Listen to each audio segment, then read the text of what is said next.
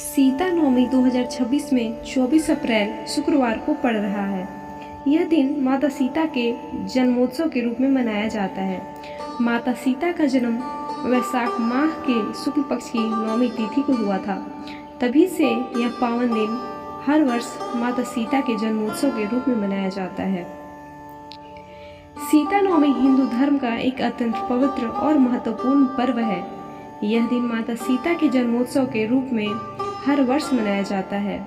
यह पर्व हर वर्ष वैशाख माह के शुक्ल पक्ष की नवमी तिथि को आता है और माता सीता को त्याग, पतिव्रता धर्म, शक्ति और सहनशीलता का प्रतीक माना जाता है। माता सीता को धैर्य, त्याग, पतिव्रता और नारी शक्ति के रूप में भी जाना जाता है। इनका जीवन हमें सिखाता है कि कठिन परिस्थितियों में भी सत्य और धर्म का साथ नहीं छोड़ना चाहिए। उनका विवाह भगवान राम से हुआ और दोनों का जीवन रामायण में आदर्श दाम्पत्य का उदाहरण है। माता सीता का जन्म कैसे हुआ था? इसके पीछे एक बहुत ही इंटरेस्टिंग और पौराणिक कथा है। पौराणिक कथाओं के अनुसार माता सीता का जन्म सामान्य मनुष्य की तरह नहीं हुआ था। वे धरती से प्रकट हुई थी, इसलिए उन्हें भूमिजा, पृथ्वी की पुत्री कहा जाता है। भूमिजा का अर्थ होता है पृथ्वी की पुत्री। कथा के अनुसार राजा जनक एक बार खेत जोत रहे थे। तभी उन्हें धरती से एक दिव्य बालिका प्राप्त हुई। उस बालिका को उन्होंने अपनी पुत्री के रूप में अपनाया और उनका नाम सीता रखा। क्योंकि वे हल के नोक से निकली थी, इसीलिए उन्हें सीता कहा गया। उन्हें जानकी के रूप में भी जाना जाता है, क्योंकि माता सीता के पिता का नाम जनक था, इसीलिए उन्हें जानकी भी कहा जाता है। धरती से निकलने के बाद राजा जनक और उनकी पत्नी माता सीता को अपना निवास स्थान जनकपुर ले गए। बचपन से ही माता सीता अत्यंत तेजस्वी, सुंदर और गुणों से परिपूर्ण थी। आगे चलकर उनका विवाह भगवान राम से हुआ, जो रामायण के मुख्य नायक हैं।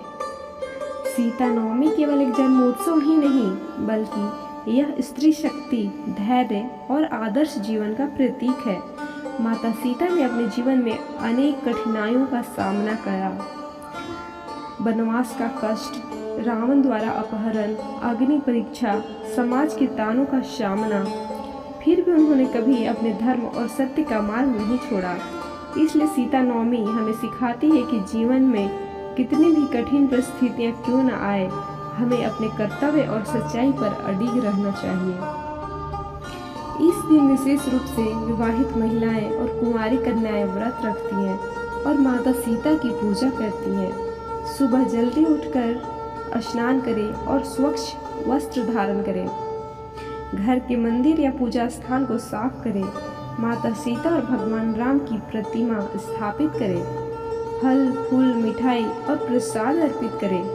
दीपक जलाकर मंत्रों का जाप करें। सीता राम की कथा सुने या कथा पढ़ें। अंत में आरती करके प्रसाद वितरित करें। सीता नवमी का व्रत रखने से जीवन में सुख, शांति और वैवाहिक जीवन में प्रेम बढ़ता है। यह व्रत पति की लंबी आयु और खुशहाल दाम्पत्य जीवन के लिए रखा जाता है। अविवाहित कन्याएं एक अच्छा जीवन साथी पाने के लिए व्रत रखती हैं। माना जाता है कि इस दिन सच्चे मन से पूजा करने पर माता सीता की विशेष कृपा प्राप्त होती है। सीता नवमी से मिलने वाली सीख।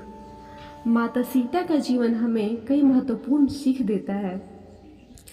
धैर्य और सहनशीलता, कठिन समय में भी शांत रहना, त्याग और समर्पण, परिवार और धर्म के लिए समर्पण, सत्य और मर्यादा, हमेशा सही रास्ते पर चलना, नारी शक्ति, स्त्री की शक्ति और सम्मान का प्रतीक है।